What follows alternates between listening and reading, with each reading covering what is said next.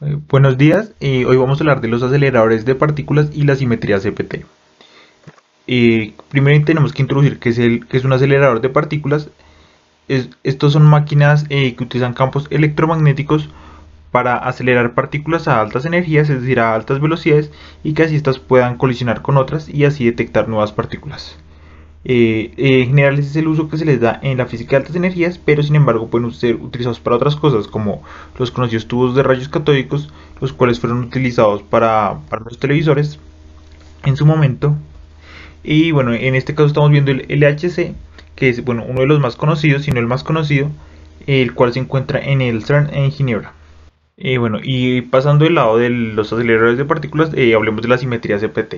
Para hablar de qué es la simetría CPT, tendremos que hablar primero de qué es cada simetría individualmente. Y la primera que hemos de hablar es la de carga. Esto significa que al cambiar todas las partículas por sus antipartículas, las leyes de la física se mantienen invariantes. Todas las partículas por sus antipartículas implica cambiar todas las cargas, y no únicamente las cargas eléctricas, sino todas las cargas relacionadas a interacciones. Como por ejemplo en la cromodinámica cuántica, hemos de cambiar las cargas de color.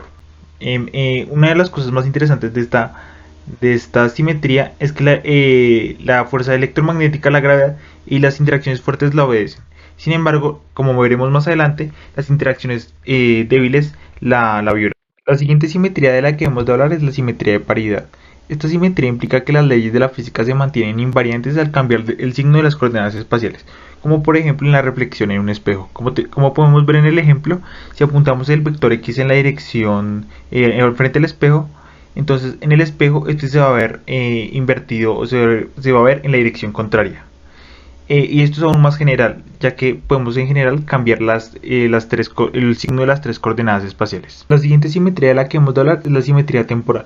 Esta simetría nos dice que los procesos son iguales en ambas direcciones temporales, es decir, que si vemos un proceso en el sentido que usualmente lo vemos del pasado hacia el futuro, tendrá que ser igual en la dirección contraria, es decir, del futuro hacia el pasado.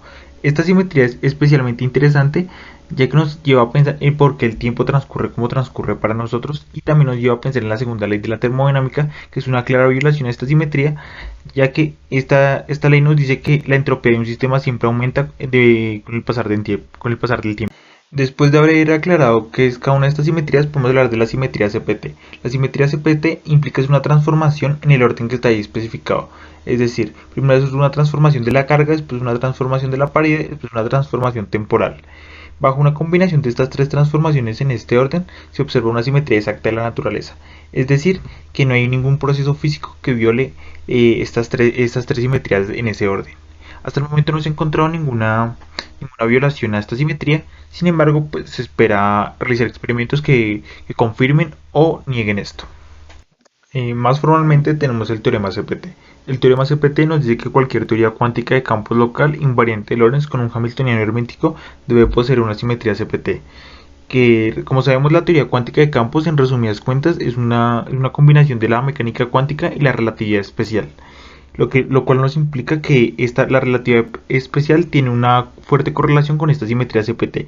Y de hecho, si se descubriera que la simetría CPT no es una simetría exacta de la naturaleza, entonces se debería replantear la relatividad especial y las teorías cuánticas de campo. Para poner un poco en contexto lo que han significado estas simetrías, primero hemos de hablar de la violación de la paridad, ya que esta simetría se creía entre los físicos del momento que era una de las simetrías exactas de la naturaleza, y se llevaron una sorpresa al descubrir que no era así.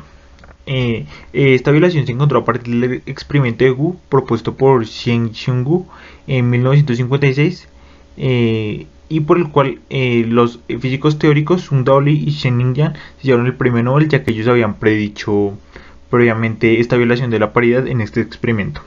Si hablamos en específico del experimento de Wu, este consistió en una desintegración beta de átomos de cobalto 60, níquel 60 a una temperatura cercana al cero absoluto, con los átomos alineados en la dirección de un campo magnético uniforme.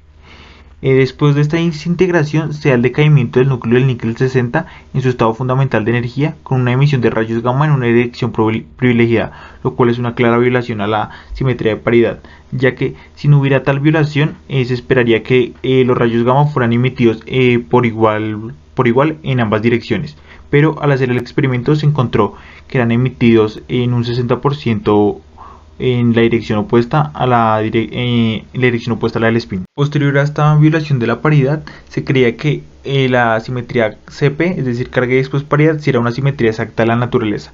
Pero en 1964 los físicos James Cronin y Val Fitch descubrieron que indirectamente que el decaimiento de los kaones violaba la simetría CP, y posteriormente en el experimento NEA 31 del CERN, que usaba un acelerador de partículas, el superprotón sincrotrón, se dio evidencias directas de que el decaimiento de kaones neutros violaba la carga paridad. Posteriormente el NEA 48 y Fermilab confirmaron esta violación a la carga paridad. Otro de los elementos que debemos discutir es las consecuencias de esta simetría CPT. La primera de ellas es que una partícula y su antipartícula, como el electrón y el positrón, tienen la misma masa y vida medias en caso que las partículas sean inestables. La segunda de ellas es que los momentos dipolares magnéticos son iguales en magnitud y con sentidos opuestos, lo cual es fundamental a la hora de diferenciar un neutrón de un antineutrón, ya que esto había sido complicado por la carga neutra que ambos poseían. Otro elemento a destacar es el mecanismo de Higgs, el cual es un posible mecanismo para producir la ruptura espontánea de la simetría electrodébil. Este modelo fue propuesto en 1962 y un modelo relativista propuesto en 1964. Últimamente ha tenido cierta relevancia, ya que en 2012 en el Gran Colisionador de Hadrones se descubrió el bosón de Higgs, el cual da indicios al funcionamiento de este mecanismo.